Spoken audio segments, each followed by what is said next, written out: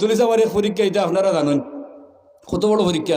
ইটা পরীক্ষা আমি আমার জীবনে আর দেখতে না। ইটা পরীক্ষা পাস করা বড় সাহেব কন্যা মাঝে মাঝে বলে যে সময় আটরা আসলা ছোটো শিশু লইয়া গেছেন বদরফুল লাগাবাড়ির আরো ফুয়া লগে দেখুন যেন এটা লেখছই না মনে হয় বড় সাহেব কোন লিখুন লেখন বা কোন একটা গল্পের মাঝে আছে বড় সাহেব।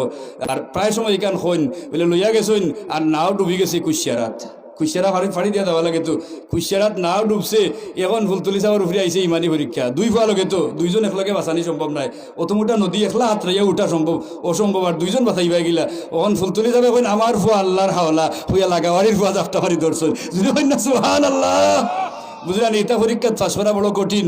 আর বড় সাহেব এক 3-4 কার দূরই গা বেল জালে উঠছেন সুবহানাল্লাহ। ওই বড় সাহেব নিজেই ঘটনা বর্ণনা করেন বলে এক 3-4 কার দূরই গা বেল জালো বাইয়া উঠছেন খেলে বলে ও যে পরীক্ষা পাস করিলছেন এই সময় যদি নিজের ফুয়া তৈরি হবো জানিতা তেও শেষ পরীক্ষা শেষ আসলে জানি না বলে ফুলতলি যাব আল্লাহ এন্ডে পরীক্ষা পাস করাইবা এর লাগি হৌ ফুয়া দরিয়া কইন আমার ফুয়া আল্লাহর হাওলা। ও আল্লাহর হাওলা কই তৈলে বুকুর ফাটাওয়ালা থাকা লাগবো, বুকুর ইমানওয়ালা শক্ত থাকা লাগবো। বলে আমার ফুয়ার যদি হায়াত থাকে আল্লাহ বাঁচাইবা সুবহানাল্লাহ। ও 3 কার দূরই গা বেল জালো উঠতে হইন বাচ্চা আজকে বড় সাহেব।